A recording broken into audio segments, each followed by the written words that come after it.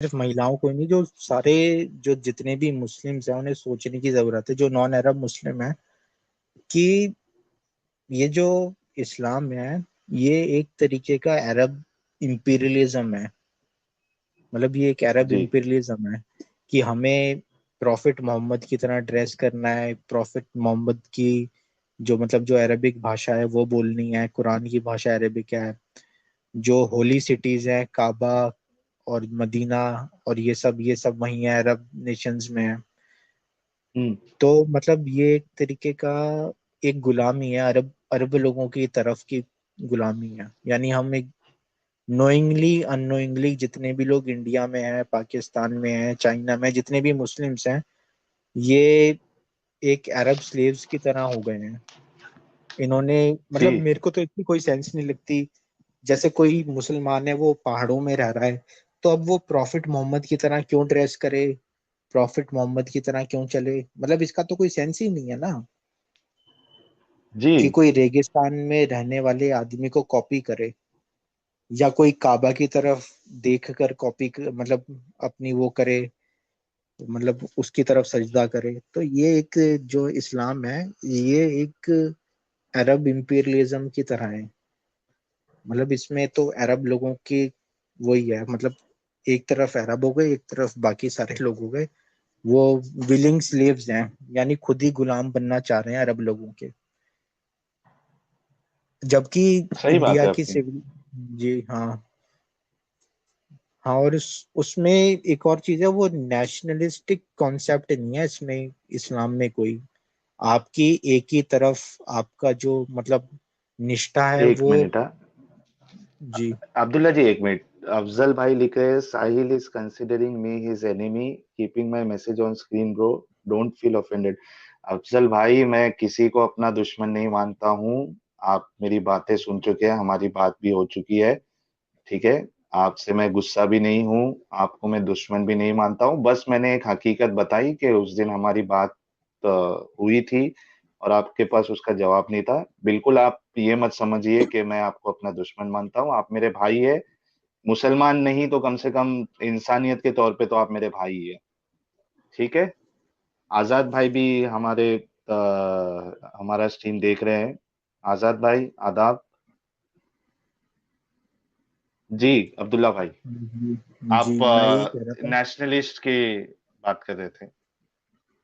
हाँ, तो मैं ये कह रहा था कि इस्लाम में कोई नेशनलिस्ट कॉन्सेप्ट, वैसे तो ये बोलेंगे कि हम मुल्क से प्यार करते हैं, मुल्क मुल्क के लिए जान दे देंगे, जितने भी मुस्लिम्स हैं खासकर इंडिया में। लेकिन ये इस्लाम में ऐसा कोई नेशनलिस्ट कॉन्सेप्ट नहीं है उनका। मतलब वर्ल्ड को दो नेशन में उन्होंने डिवाइड कर दिया, दारुल हरब और दारुल इस्लाम। तो यानी हम्म जो उम्मा है वही उनका नेशन है।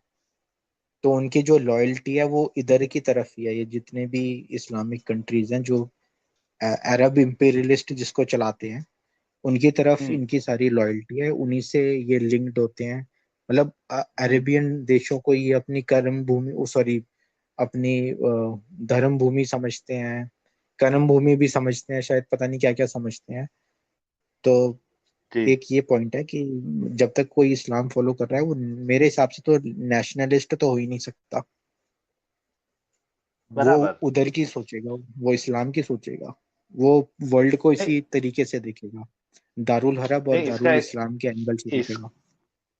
इसका जी। एग्जाम्पल हमें जो अभी अभी जो इसराइल और पैलेस्टाइन की जो अभी चल रहा था मसला, उसमें आप देखो ना, इसराइल में जो इजरायली नागरिक है, वो कई कई नागरिक जो है मुस्लिम है। लेकिन जब ये मसला चल रहा था तो उनके नागरिक ही उनके खिलाफ में आ गए थे, जो मुस्लिम नागरिक थे वो प्रदर्शन करने लगे थे। हालांकि उनको इसराइल का साथ देना चाहिए था। जी। जी। जी। सही है गलत बोल रहा हूँ मैं? हाँ, बिल्कुल सही बोला आपने, और यही होता है, वो उनकी लॉयल्टी होती है, वो उम्मा की तरफ होती है जैसे। और वो इसी तरीके से देखते हैं, यानी Islam versus the rest of the world, उनका मतलब जो माइंड सेट है वो इसी तरीके से बना हुआ है। तो वो अब जिस देश में वो रह रहे हैं वो उस देश की वो कभी वफादार नहीं बनते। उल्टा वो क्या करते हैं, उस देश में सबवर्जन करते हैं। उस देश में क्या करते हैं, हम्म अपनी आबादी बढ़ा के, अपना प्रोपागेंडा फैला के वो वहां पे शरिया लाने की कोशिश करते हैं। मतलब वहां पे इस्लाम को सशक्त करने की कोशिश करते हैं। और खासकर ये ऑयल बूम के बाद, जो ये मिडिल ईस्ट में ऑयल बूम हुआ सेकेंड वर्ल्ड वॉर के बाद, ये जो पेट्रो डॉलर आने लगा, खासकर इसके हम्म, दम पे, इस पेट्रो डॉलर के दम पे इनकी ये जो एक्टिविटी है वो और तेज हो गई। तो बस जी मैं मतलब यही मेरे मेन पॉइंट्स थे कि मैंने इस्लाम में मैंने क्या क्या, मतलब अगर हम बोलने लगेंगे तो बहुत सारी बातें निकल आएंगी। तो ये मेन मेन पॉइंट्स मैंने आपको बता दिए कि इन कारणों की वजह से मैंने इस्लाम को छोड़ दिया, और अब मैं इस्लाम को फॉलो नहीं करता, और मैं दूसरे मुस्लिम्स को जगाने की कोशिश करता हूँ, दूसरे मुस्लिम्स को बताने की कोशिश करता हूँ कि इस्लाम में क्या क्या कमी है। और मतलब आपको खुद देखना चाहिए, खुद समझना चाहिए, किसी मौलाना के पास नहीं जाना चाहिए। और वो मेरे को ये बोलते हैं कि भाई जो मौलाना है उसके पास नॉलेज होती है, ये होती है। तो मैं ये बोलता हूँ भाई ये कोई रॉकेट साइंस तो है नहीं। जितनी नॉलेज उसके पास है उतनी नॉलेज तो आप भी गेन कर सकते हो, जैसे मैंने गेन करी उतनी नॉलेज तो कोई भी गेन कर सकता है। और जो दूसरी बात है वो ये है कि मतलब जैसे कोई ड्रग पेडलर होता है, उसके पास सारे ड्रग्स की नॉलेज होती है, लेकिन वो आपको कभी सच्चाई नहीं बताएगा कि ये जो ड्रग्स हैं उससे आपका नुकसान होता है, क्योंकि अगर लोगों ने ड्रग्स लेना छोड़ दिया तो उसका धंधा बंद हो जाएगा। तो ये मौलाना जो होते हैं वो भी ऐसे ही हैं, वो कभी आपको इस्लाम की सच्चाई नहीं बताने वाले। इस्लाम की हम्म सच्चाई आपको खुद समझनी पड़ेगी, आपको खुद पढ़ना पड़ेगा, आपको खुद समझनी पड़ेगी। और एक जी। और मैं पॉइंट रखना चाहूंगा कि मतलब लोग ये कहते हैं ना, जैसे आपको भी कहते होंगे कि आप इस्लाम को क्यों एक्सपोज कर रहे हो, दूसरे रिलीजन्स को क्यों एक्सपोज नहीं कर रहे। तो हाँ, ये बहुत मेरे कॉमन कॉमन सवाल होता है, और अफजल भाई का भी यही सवाल था कि आपने छोड़ दिया, ठीक है छोड़ दिया, अब आप इस्लाम के पीछे क्यों पड़ गए हो? तो मतलब आपका ये क्या तो वही जवाब है इस बात पर? हो गई। तो मैं अफजल भाई को बोलूंगा कि ये तो वही बात हो गई, कोई गुलाम आजाद हो गया तो वो अब गुलामी को क्यों एक्सपोज कर रहा है। बहुत जबरदस्त मिसाल है, बहुत जबरदस्त मिसाल दी आपने। जी। और साथ ही साथ मैं एक और इसमें पॉइंट ऐड करना चाहूंगा, क्योंकि मेरे को लोग ये बोलते हैं कि भाई आप इस्लाम को एक्सपोज कर रहे हो, बाकी रिलीजन्स को क्यों एक्सपोज नहीं करते। तो मैं उनको हम्म कहता हूँ भाई इस्लाम को दूसरे रिलीजन्स से कंपेयर नहीं करा जा सकता। क्योंकि जो आप एक जो मेन पॉइंट इसमें वो ये है कि उस मतलब इसकी प्रिंसिपल्स ही कुछ ऐसी हैं जो मतलब इसको ये रिलीजन तो कहीं से लग ही नहीं रहा है। जैसे इसमें ये होता है, नमाज पढ़ो, ये तो एक ड्रिल की तरह हो गई नमाज पढ़ना। रमजान रखो, रमजान होते हैं तो भूखे रहने की आदत रोजे होती है। रखना। तो हम्म हाँ, तो युद्ध में होता है, लड़ाई होगी, भूखा रहना पड़ेगा तो उसकी आदत होगी। अजान होती है यानी वॉर कॉल की, जैसे वॉर कॉल होता है वैसे अजान हो गई। और सैक्रिफाइस होता है यानी कुर्बानी देना होता है, तो उसको वो डिसेंसिटाइज कर रहे हैं। आज वो बकरे की कुर्बानी कर रहा है, कल इंसान की कुर्बानी करेगा। तो मतलब ये तो जी। पूरा एक तरीके से युद्ध का मेरे को तो अभ्यास लग रहा है, ये वॉरफेयर का अभ्यास लग रहा है। और साथ ही साथ इस्लाम एक कल्ट है, कोई रिलीजन नहीं है। और इसमें काफी हम्म सारी चीजें हैं, जैसे काफिर हो गया, मतलब अ, काफिर की तरफ घृणा, मतलब इस तरीके की घृणा तो किसी धर्म में नहीं होती।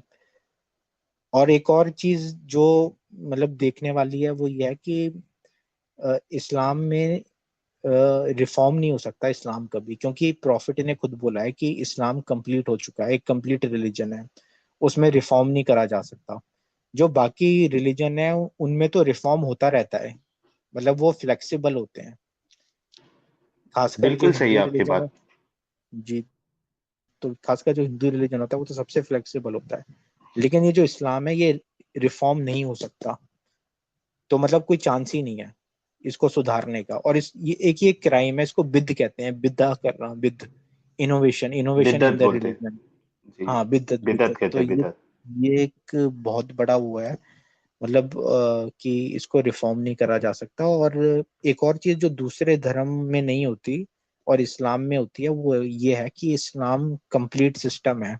यानी जो दूसरे धर्म होते हैं वो तो उनमें ज्यादातर बस स्पिरिचुअलिटी होती है। और हम्म। स्पिरिचुअलिटी के अलावा मतलब चैरिटी करो, ये सब होता है, मॉरलिटी की बातें होती हैं। इस्लाम एक कंप्लीट सिस्टम है, पॉलिटिकल सिस्टम है, उसका एक इकोनॉमिक सिस्टम होता है, उसका एक सोशल सिस्टम होता है, यानी वो इंडिविजुअल और सोसाइटी की हर चीज को रेगुलेट करता है, ये किसी दूसरे धर्म में नहीं होता। तो हम्म। मैंने मतलब कुछ मेन पॉइंट्स आपको बताया कि इस्लाम को हम दूसरे धर्मों से क्यों कंपेयर नहीं कर सकते, मतलब इस्लाम को सही कंपेयर करा बात ही है। नहीं जा सकता दूसरे धर्मों से। जी। तो आ, इसलिए जी। हनिया नाज जी जो है वो, उन्होंने फिर से एक 179 रुपीज का कंट्रीब्यूशन किया है। थैंक्स अ लॉट हनिया जी। और जी। हम, मैं चाहता हूँ यानी आप जो है, आप मुझे ईमेल करिए, और हमारे जो ये एपिसोड मैंने सीरीज शुरू किया है, आप उसका हिस्सा बनिए और अपनी बात रखिए, क्योंकि एक फीमेल से भी उसका पर्सपेक्टिव लेना जो है बहुत जरूरी है, और लोगों के लिए बहुत ज्यादा आसानी हो जाती है उसको समझने के लिए। तो मैं आपसे रिक्वेस्ट करूंगा कि आप भी इस सीरीज का हिस्सा बने। जी जी बिल्कुल, और अब्दुल्ला मतलब भाई। बिल्कुल बिल्कुल संकोच छोड़ें, क्योंकि अगर संकोच छोड़ेंगे और हिम्मत रखेंगे तो उसी से दूसरे लोग भी जागेंगे। मतलब आप आए तो आप, मतलब जैसे आपने शुरू करा अपना चैनल, आप एक्स मुस्लिम बने, फिर मैं आया, मैं आपसे जुड़ा, अब जी। और लोग जुड़ेंगे तो और अच्छा होगा, अपनी अपनी बात आगे रखेंगे। तो बस मैं एंड में यही कहना चाहूंगा कि इस्लाम छोड़ो और इंसान बनो।